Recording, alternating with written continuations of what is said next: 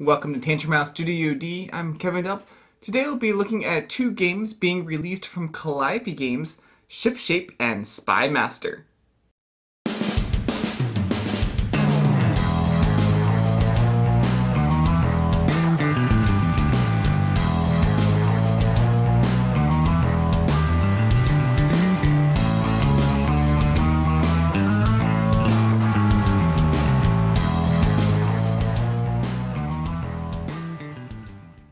We'll look at ShipShape first and then a little bit SpyMaster.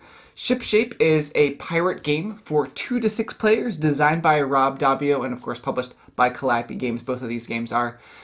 In this game, the mechanic is the simultaneous reveal with a cool top-down look into your cargo hold. To set up the game, everyone gets a hand of 10 cards, each numbered 1 through 10, and a Voyage 1 player board. In the middle of the table, you'll be placing out a pile of cargo holds equal to the number of players times 3. Players will be simultaneously playing a card from their hand. Whoever is the highest gets the top cargo hold, and so on. And then placing that cargo tile in your hold. After 3 times, basically 3 different cargoes in your hold, then you'll count up all the gold from your hold. Then after 3 voyages, the game is over, and whoever has the most gold wins the game. When all players reveal their hand, if a group of players are tied with the same number, then those players discard their card. Those players are now last in turn order and will reveal another card from their hand. If they tie too many times in a row, then they just look at the number on their player board. Placing cargo in your hold the right way is key to winning. You want to arrange them on your ship so you cover up the rats that are negative points. At the end of the first voyage, you'll have 3 cargo tiles in your ship, and you'll score them. You first score all the gold values that you see, and gain gold equal to that amount. Then you'll count up the value of your cannons. You'll subtract that amount from the person with the lowest value in cannons, and receive gold equal to that new amount. Then you count up contraband, the pink barrels. Whoever has the most does not receive any money, because it was seized by the Royal Navy. All other players receive gold equal to their contraband showing. If you have filled your cargo hold so there are no empty spaces or rats showing, then you get 8 gold as well. Any rats that are showing, you'll have to pay gold for. After 3 voyages, the player with the most gold wins. The game plays pretty fast and probably plays in about 20 minutes. I like that the boards get harder as you go from round to round, and there's a little catch the leader mechanic because the players with more gold get boards with more rats, and the players with lower gold amounts will get boards that have cannons and gold.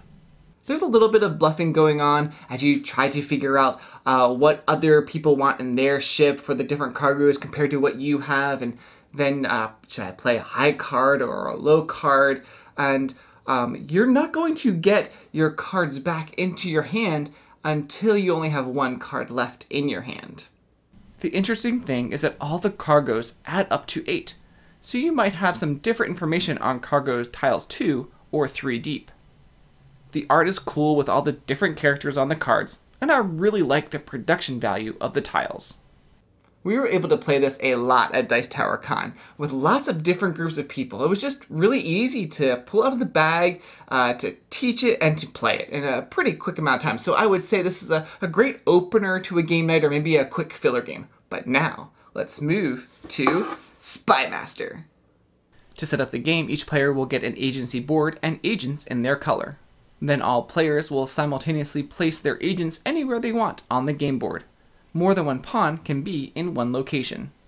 Mission cards are placed face down in the spaces, and then 1 mission card face up on each of them as well. SpyMaster is played over 5 rounds, and in each round there are 2 phases, the Gather Intelligence phase and the Operations phase. Throughout the game, players will be trying to complete missions to gain victory points. During the Gather Intelligence phase, the SpyMaster divides up the stack of 1 deck of cards, displaying them face up, and then cutting them into a number of sets equal to the number of players, and adds the SpyMaster card to one of the sets. The player to the left of the current SpyMaster takes a set of cards, and so on around the table. Then during the Operations phase, starting with the SpyMaster, you can take 2 actions in the following order. Move your agents and complete missions. You can do one of those, both of those in that order, or neither of them. To move, you discard a card and move your agents, and the freelance agents around the board. The number of movement points is determined by the number on the card you discarded. You can move anywhere within a continent for 1 movement point, or you can take a transport hub. You are not allowed to just walk from one continent to another. And then you can complete as many mission cards as you are able with your agency. You can pair the mission card with what is present in the city and see if it matches.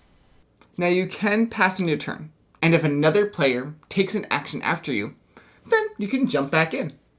At the end of the round, after all players have passed or all missions have been completed, the SpyMaster pawn is passed to the player with the new SpyMaster card, and you start a new round.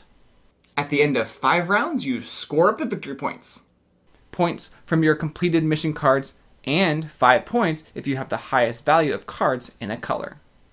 This game has that I split, you choose mechanic, which is done by the SpyMaster. They're the ones dividing up all the cards. Now, they have an important job of doing it in such a way and the right way for them, because they're going to get whatever is left from what people don't want. So they want to do it in an equitable manner. But the most important thing for the SpyMaster is that they go first in the round, hopefully claiming the best mission cards. The mission cards are fun with the different names like Protect the Time Machine, Sabotage the Ambassador's Porchlight, Eliminate the Ninja Monster, Destroy the Android Spider. You could even try to make a story out of your mission cards like Fortifying the Castle, Detaining the General to acquire the Diplomat's voice print so you can steal the encryption key. The gameplay is pretty fast. The only time it takes maybe a little bit longer is when the SpyMaster is splitting up the different card sets, and those cards are really important. I think that's the meat of the game, trying to use your cards in such a way to move around the game board and to use those cards to complete missions. Should I hold some cards back and maybe use them for a future round that hopefully will get me a better mission card, or try to just play all my cards at once to do whatever I can in this round? Or maybe I should just hold on some cards for some of those endgame victory points for color majority. The art style works well with this spy theme. The pieces are great. I wish there was a better way to see the icons in the cities. Sometimes it's difficult if there are just a lot of pieces piled up in one area. There is even some hidden items in the game box that I will let you discover on your own. SpyMaster has just a little bit more going on than ShipShape, but not too much more. I like both of the themes, ShipShape with the pirate theme and SpyMaster with that spy theme. But if you ask me right now, Kevin, which one would you play? I would probably choose ShipShape. It may be just a tad bit easier to teach. People can get into it quicker. And I just really like those cargo holds and how that works. But both are really fun games. So check out ShipShape and SpyMaster from Calliope Games, and we would love for you to subscribe to Tantrum House.